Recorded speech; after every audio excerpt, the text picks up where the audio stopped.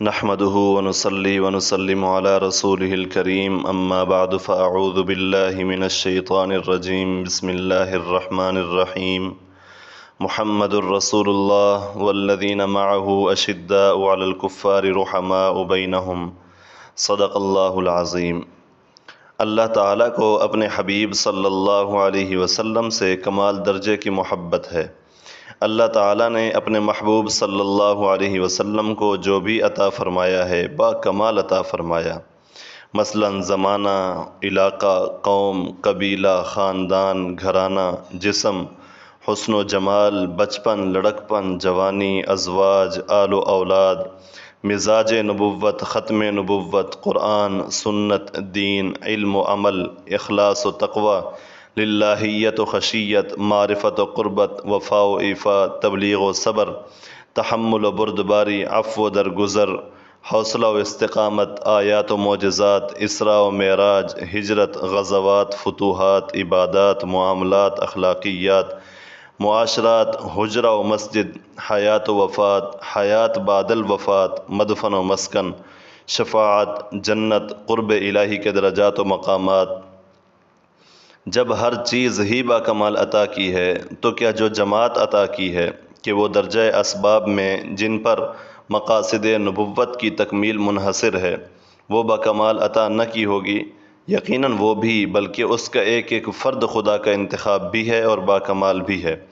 اسی مقدس و مطہر جماعت کے ایک عظیم الشان اور جلیل القدر فرد حضرت امیر معاویہ بن ابی سفیان رضی اللہ تعالی عنہما ہیں۔ صحابہ اکرام رضوان اللہ تعالی علیہم اجمعین کے مقام و مرتبے کو بیان کرنے کے لیے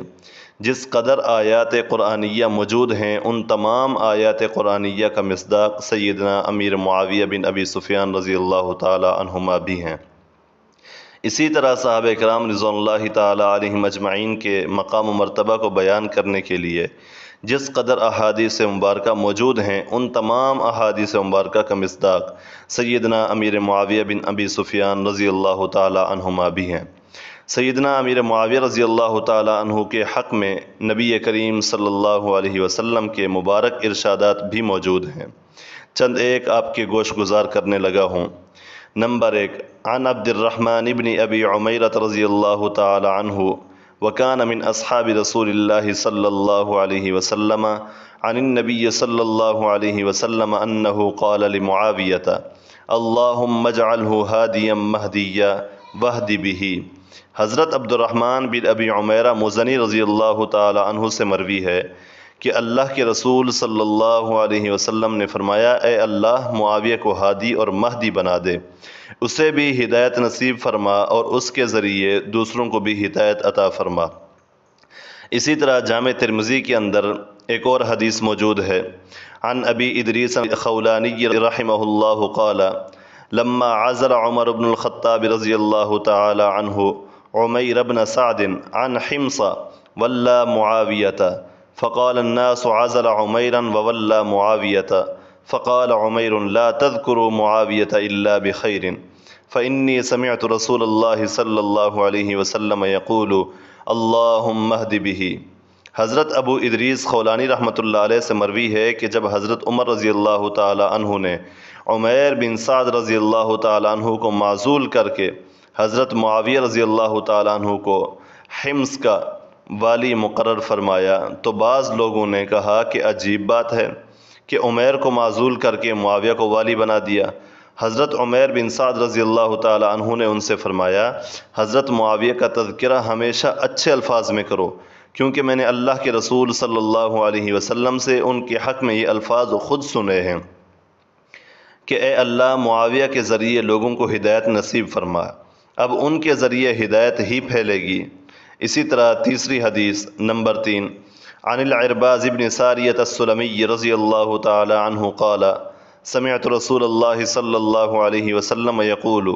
اللہم علم معاویۃ الکتاب والحساب وقہ العذاب۔ حضرت عرباض بن ساریہ السلمی رضی اللہ تعالی عنہ سے مروی ہے کہ میں نے رسول اللہ صلی اللہ علیہ وسلم کو حضرت معاویہ رضی اللہ تعالی عنہ کے حق میں یہ دعا کرتے ہوئے سنا، اے اللہ معاویہ کو کتاب اور حساب کا علم عطا فرما اور اسے عذاب سے محفوظ فرما۔ نمبر 4، اللہ کے نبی صلی اللہ علیہ وسلم نے فرمایا، یا معاویۃ ان ولیت امرا فاتق اللہ عز وجل وعدل، کہ اے معاویہ، اگر آپ کو کسی علاقے کا والی گورنر بنا دیا جائے تو خوف خدا کو ملحوظ رکھ کر عدل و انصاف قائم کرنا۔ نمبر 5، قال معاویۃ رضی اللہ تعالی عنہ قد فعل بہؤلاء هذا فكيف بمن بقي من الناس، ثم بكى معاویۃ بكاء شديدا حتى ظننا انه هالك وقلنا قد جاءنا هذا الرجل بشر، ثم افاق معاویۃ ومسح على وجهه وقال صدق الله ورسوله من كان يريد الحياة الدنيا وزينتها نوفي إليهم أعمالهم فيها وهم فيها لا يبخسون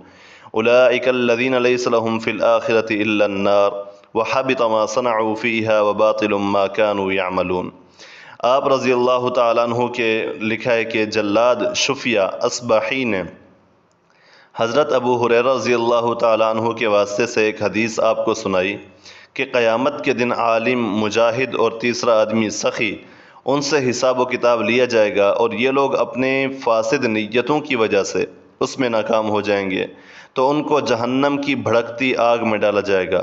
حضرت امیر معاویہ رضی اللہ تعالیٰ عنہ فرمانے لگے کہ جب ان لوگوں کی یہ حالت ہو جائے گی تو باقیوں کا کیا حال ہوگا؟ یہ سن کر حضرت امیر معاویہ رضی اللہ تعالیٰ عنہ بہت روئے، یہاں تک کہ حاضرین مجلس کو یہ خیال ہونے لگا کہ شاید آپ اسی حالت میں فوت ہو جائیں گے۔ پھر تھوڑی دیر بعد جب کیفیت سنبھلی تو آپ نے قرآن کریم سورہ ہود کی مذکورہ آیت کی تلاوت فرمائی جو میں نے عرض کی ہے۔